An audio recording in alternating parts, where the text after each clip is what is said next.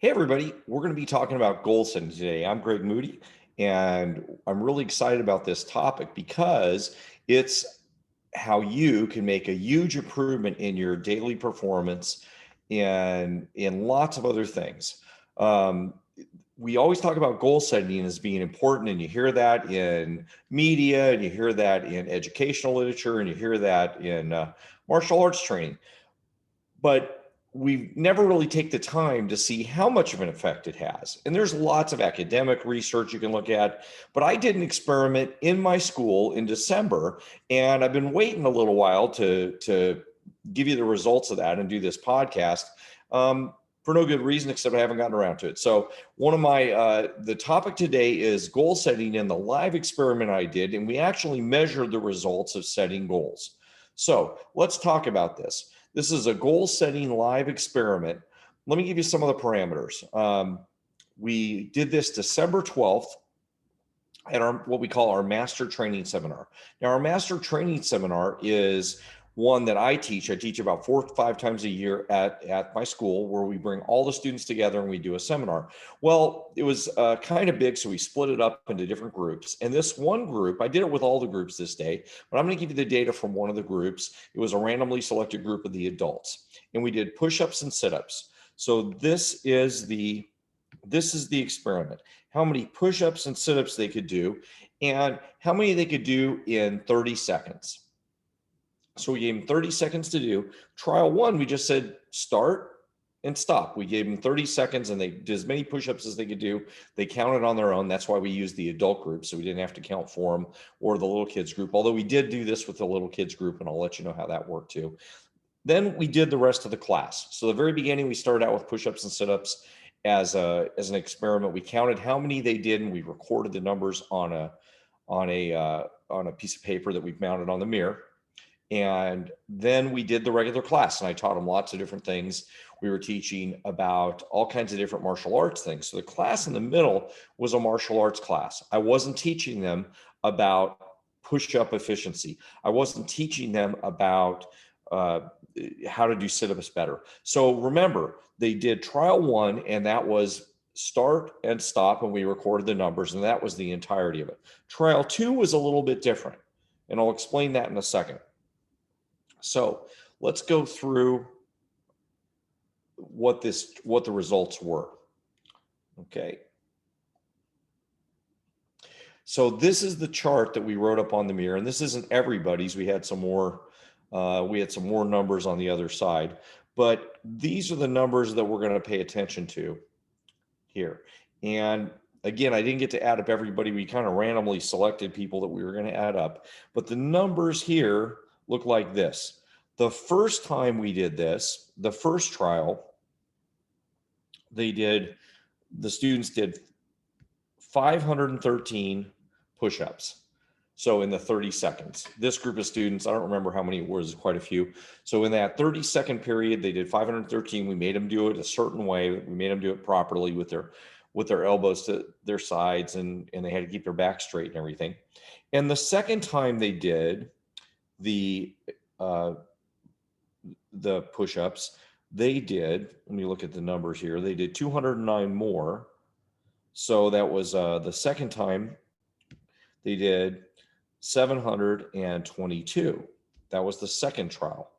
So what we need to know is how much did trial one to trial two make a big difference. And here's what we did between trial two. This was a 41% improvement in results between trial one and trial two. So what was the difference? Trial one, we said start and stop. Trial two, we already had one piece of information. They knew how many push-ups they did the first time. So I talked to every student and I said real quickly, okay, you did 20 push-ups in 30 seconds, and you did 40 push-ups in 30 seconds, and you did however many they did. And I said, you did that. I want you to get at least some number of push-ups more. If they had trouble with push-ups and they were a beginner and they'd only worked with us a little bit, maybe they could only do 5 push-ups in 30 seconds. You did 5, I want you to do 7 push-ups. And the next person, maybe they've been working with us a while and they could do 45 push-ups in 30 seconds. And as long as they were good ones, I'd say, hey, I want you to do 55 push-ups. I'd give them a goal of something higher. So the goal I gave them was only about 10% higher, yet they did 41%. So what happened?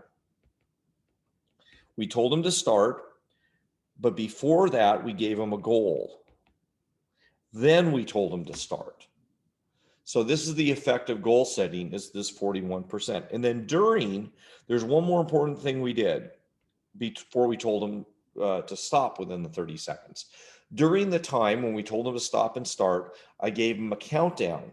So I said, there's 30 seconds left, there's 25 seconds left, there's 20 seconds left, 15, 10, and then I started counting 9, 8, 7, 6, 5, 4, 3, 2, 1.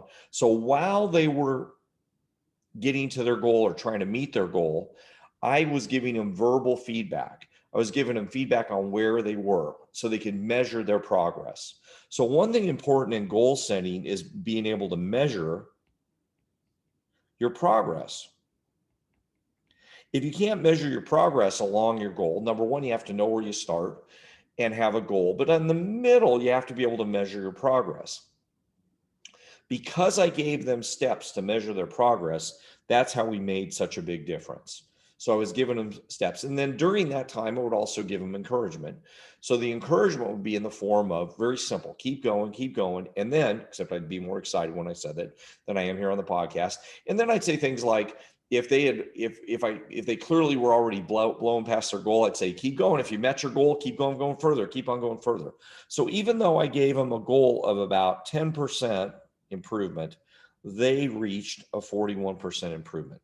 So I've already kind of explained what the difference was, but let's just summarize. Why did they improve 41%? They had motivation because I gave them feedback from start to stop so they could measure their progress, and they knew where they started. So they measured their results. They kind of knew what they were trying to achieve. If I give you a goal and say, in the next 30 days, earn so many dollars, or in the next 30 days, lose so much weight, but you don't know how much weight you started with. If you're only weigh 100 pounds and I said lose 50 pounds, that would be pretty hard to do. If you weighed 500 pounds and I said lose 50 pounds, that would be more manageable, although they would still be tough.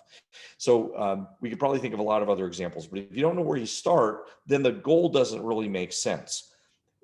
This gave them a goal because they knew where they started.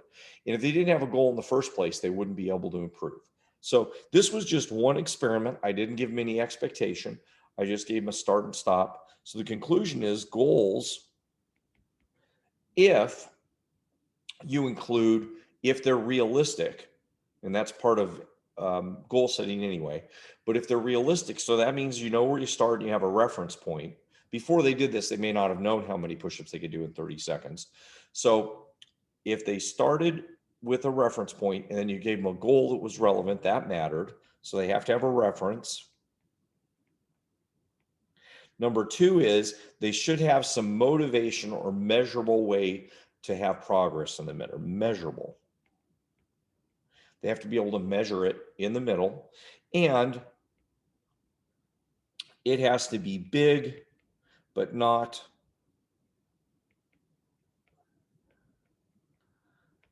too big.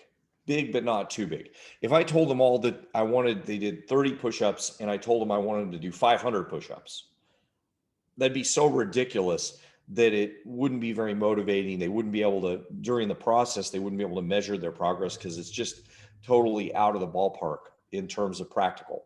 So this is the idea behind goal setting. A lot of you think about SMART goals, where SMART stands for specific, measurable, attainable, relevant, and time. So this had those characteristics, but it's a little bit different because now you know that you have to have a reference where you start. You have to know where you are now so that you can set your goal for the future. Okay, I was very excited about this. Couple other little things. These guys improved 41%. I did this with the kids. The parents counted their push-ups because it's a little bit easier for them to do it instead of the kids have to focus on doing it properly. And their improvement, they also improved about 20% on the average. Why? Because they're kids. We had a larger group. this was a little bit probably more towards normal improvement.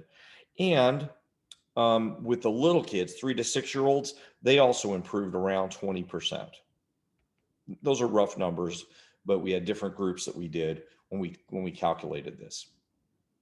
And we couldn't count all of them because there's a bunch of people at the same time.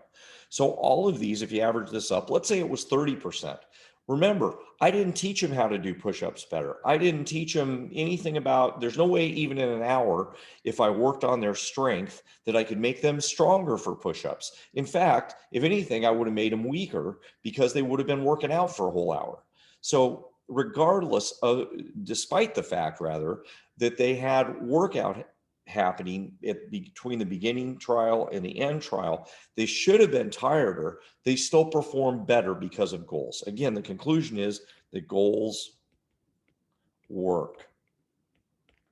And the experiment proves that.